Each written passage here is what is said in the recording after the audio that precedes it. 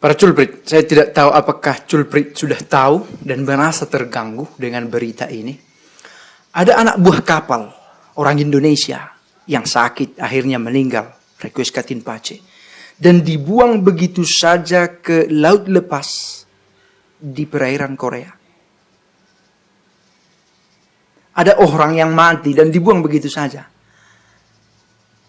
Dan dia bekerja dengan gaji hanya 100.000 selama 13 bulan, totalnya sekitar 1,5 juta. Dan jam kerjanya, apakah para culprit tahu? 30 jam dengan waktu istirahat per 30 jam adalah 6 jam. Sudah termasuk makan. Dan selama 30 jam ini mereka berdiri di kapal dengan makanan seadanya. Dan saya yakin pasti ini penyakit karena gagal ginjal. Karena mereka diberi minum air filtrasi dari air laut. Dan sangat tidak manusiawi. Bagaimana mereka mendapatkan perlakuan seperti itu? Ya, yang melemahkan juga adalah bahwa ternyata mereka menulis satu dokumen, satu tulisan wasiat yang mengatakan bahwa saya siap menanggung semua resiko atas apa yang saya lakukan, dan kalau saya mengalami ancaman keselamatan, saya siap untuk dikremasi, mayat saya diproses sedemikian rupa, dan saya siap menanggung itu semua. Kurang lebih begitu. Saya menemukan video ini dari apa yang sedang diberitakan sekarang oleh ada satu akun Facebook namanya Korea Reomit, seorang pemuda Korea yang tinggal dan mencintai Indonesia, tinggal di Indonesia. Saya tidak tahu sekarang apakah di Indonesia. Dan berita ini menjadi viral di Korea. Oke, saya menjadi tertarik untuk membahas ini karena ternyata gereja Katolik tidak tinggal diam dalam peristiwa ini. Peristiwa semacam ini bukan sesuatu yang baru. Mantan Menteri Perikanan kita, Menteri Susi, juga sudah mengatakan bahwa peristiwa seperti ini menyedihkan dan sudah pernah terjadi di Benjina, satu wilayah pekerja juga. Saya belum search dengan baik soal peristiwa ketidakadilan di Benjina ini, tetapi para culprit bisa mencari tahu. Gereja melahirkan ensiklik Rerum Novarum. Ini lahir pada tahun 1891. Isinya apa? Isinya tentang ajaran sosial gereja yang membahas ketidakadilan terhadap para buruh. Gereja melihat dan menyadari dan ikut merasakan serta ikut membela nasib para buruh yang diperlakukan tidak adil. Dan saya tidak tahu para culprit juga ada yang bekerja menjadi tenaga kerja, entah di dalam negeri, entah di luar negeri. Apakah sudah diperlakukan dengan adil atau malah dipekerjakan secara tidak adil? Rerum Novarum adalah salah satu dokumen ajaran sosial gereja bersama dengan dokumen-dokumen lain. Ada banyak dokumen gereja yang berbicara tentang keadilan sosial, perekonomian, hak asasi manusia, dan nilai-nilai sosial lainnya. Termasuk berbicara tentang ini, perburuhan. Apa yang terjadi dengan adanya industrialisasi dan kapitalisme yang berkembang? Sudah mulai muncul konsep perburuhan, di mana ada orang yang dipekerjakan berdasarkan tenaganya saja dan akhirnya dieksploitasi sedemikian rupa sehingga mereka tidak dipandang lagi sebagai pribadi tetapi sebagai tenaga kerja yang bisa dieksploitasi tenaganya tanpa peduli apakah dia itu sejahtera atau tidak. Saya memiliki interesi untuk berbicara tentang ini karena ya, sebagian besar dari kita bukanlah bekerja untuk diri sendiri, bukan menjadi majikan untuk diri sendiri. Kita bekerja untuk orang lain, entah dia sebagai karyawan, atau sebagai buruh lepas, atau sebagai pekerja outsourcing yang sewaktu-waktu bisa di PHK tanpa sepengetahuan kita, atau dipotong gajinya tanpa seizin kita.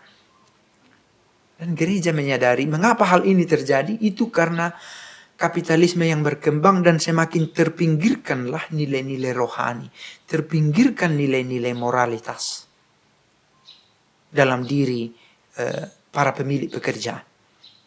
Orang-orang mulai mempekerjakan sesamanya manusia, tetapi secara tidak adil. Mereka menggerus tenaga secara rakus, dan mereka tidak membayar tenaga itu secara proporsional. Dan kita mengalami banyak hal semacam ini. Baik di luar negeri kalau kita mau skop yang lebih luas, tetapi dalam lokal, di pekerjaan-pekerjaan di sekitar kita.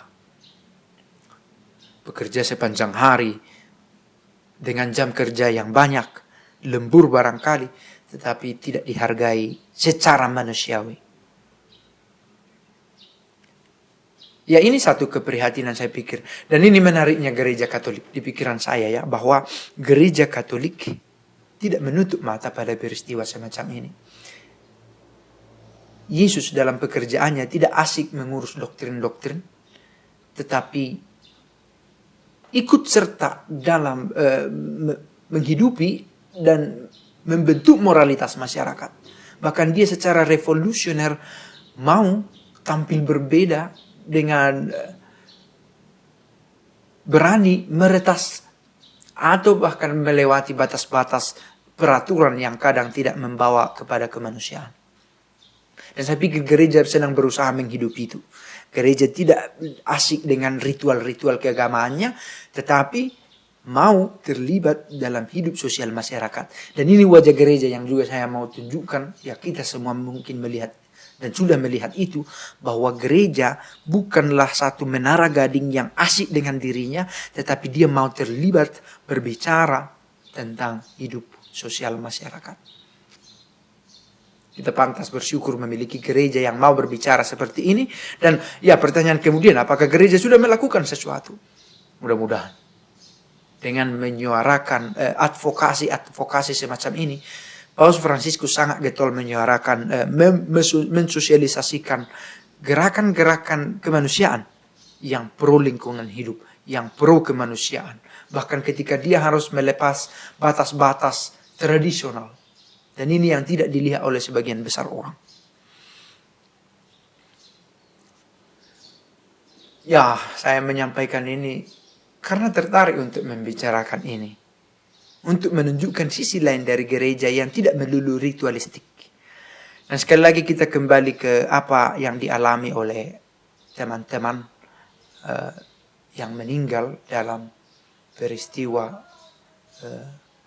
eksploitasi pekerjaan yang tidak wajar dan tidak manusiawi yang dialami oleh anak buah kapal nelayan Indonesia yang diperlakukan secara tidak manusiawi di lautan lepas Korea itu.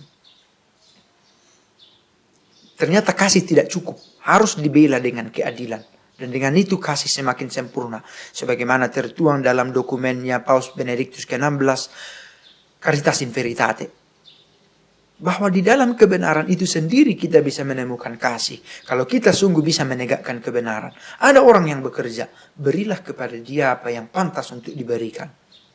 Bukan malah eksploitasi secara tidak manusiawi. Saya yakin ada juga di antara para culprit, sebagaimana mungkin saya sudah katakan, yang bekerja di luar negeri sebagai tenaga kerja. Dan mungkin kita mengalami kesulitan yang sama. Selalu dalam keadaan was-was, jangan-jangan ada perlakuan yang tidak adil. Jangan-jangan ada kecurangan. Jangan-jangan ada ancaman pada keselamatan selama bekerja ini. Maka baik juga para culprit secara jeli dari pihak sendiri. Negara semoga saja memberikan atau menunjukkan pelayanannya dengan tetap melindungi warganya. Tetapi para culprit juga sendiri secara personal memperhatikan payung hukum. Ya, atas apa yang dia kerjakan supaya jangan sampai terjadi peristiwa semacam ini. Perlakuan tidak adil sebagai tenaga kerja. Saya pikir ini juga bisa kita adopsi untuk melihat pekerjaan kita. Apakah sebagai guru, apakah sebagai karyawan di satu perusahaan. Apakah ada ketidakadilan yang kita temukan dan kita diam begitu saja kah? Atau ada sesuatu yang kita buat karena memang kita perlu menegakkan yang baik itu dalam praksis hidup kita. Nah, ini satu perjuangan untuk menunjukkan sisi lain dari kekatolikan itu, bahwa ya ada pengaruhnya yang nyata dalam kehidupan. Bukan hanya sekedar isapan jempol belaka, Tetapi sungguh kebenaran itu bisa ditegakkan dan akhirnya kita membawa keagamaan itu pada ranah yang lebih luas, pada level yang lebih tinggi. Kita tidak asik meributkan, oh beginilah doktrinnya.